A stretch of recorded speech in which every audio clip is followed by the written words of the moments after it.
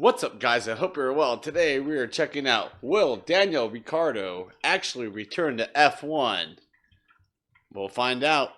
I've got my thoughts. I'll let you know at the end of the video. The 2023 Formula 1 grid has missed one of the most successful drivers of the turbo hybrid era. Daniel Ricciardo has been using his new role as Red Bull's reserve driver to potentially push for a return to the grid via their junior team at AlphaTauri. But is there any real justification for Red Bull to bring back the Honey Badger?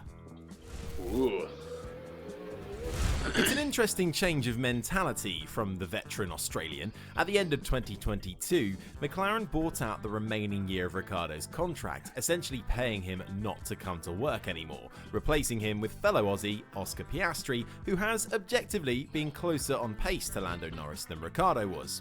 Ricciardo had offers to stay on the grid this year, with Haas making a serious offer for him to replace Mick Schumacher, but Ricciardo himself admitted the stress of F1 had gotten too much, and he wanted to take a year out to weigh up his options. But Ricciardo's power in F1's driver market is much less than it was. He left Red Bull for Renault in 2019 because he didn't want to be a number 2 driver in a team that was clearly becoming Max Verstappen's. And by turning down that offer from Haas for 2023, Ricciardo made a clear statement that he wasn't prepared to just settle for any seat on the grid.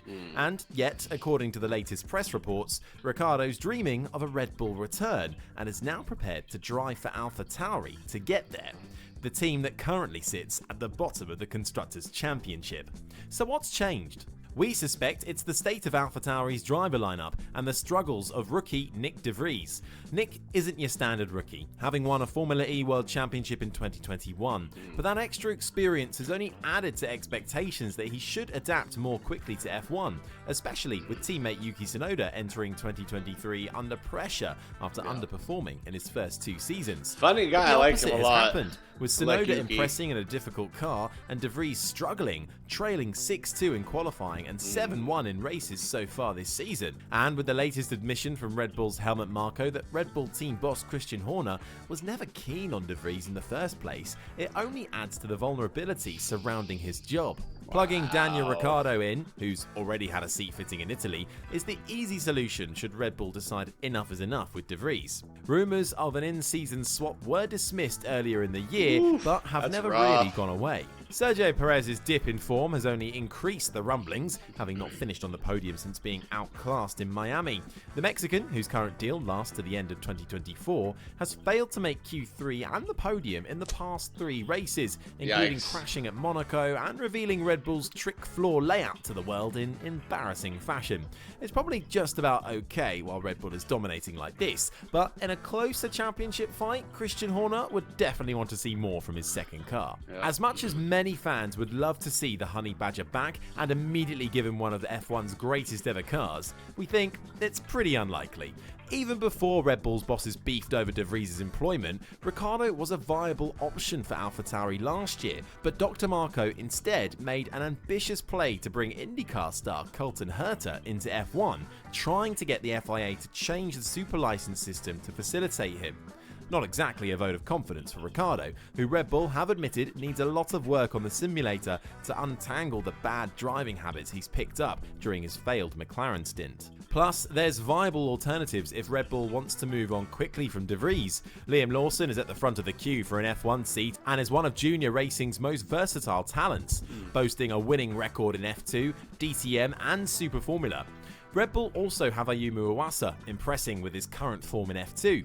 Franz Tost has always been keen on Mick Schumacher, the other high-profile reserve driver in the paddock, who is still only 24 and therefore much closer to the typical AlphaTauri driver profile. If Dr. Marko wants to try to dip into the IndyCar well again, that championship's best driver, McLaren's reserve, Alex Palou, has made no secret of wanting to fulfill his F1 ambition, even fighting a court battle with his current IndyCar boss Chip Ganassi to ensure he could get more seat time in a McLaren F1 car last year. If you're Daniel Ricciardo, are you sure you really want to come back?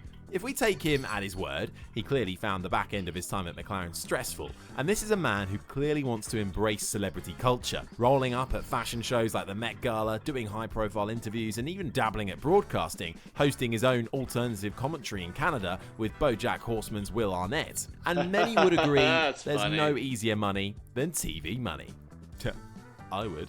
And that's what makes Daniel Ricciardo so confusing. He says he definitely wants to get back to the F1 grid, now via any means necessary, and there are potential ways back for him, but he's also acting like a man who is preparing for life after F1.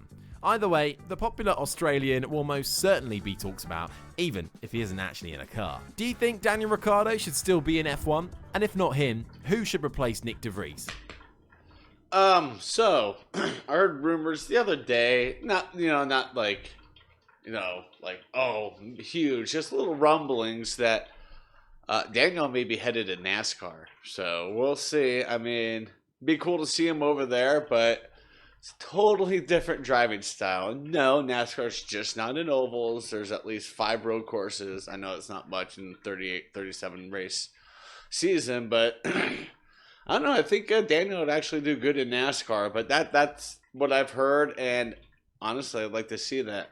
With that being said, I want to thank you all for watching. Stay safe, and don't forget to wash your hands.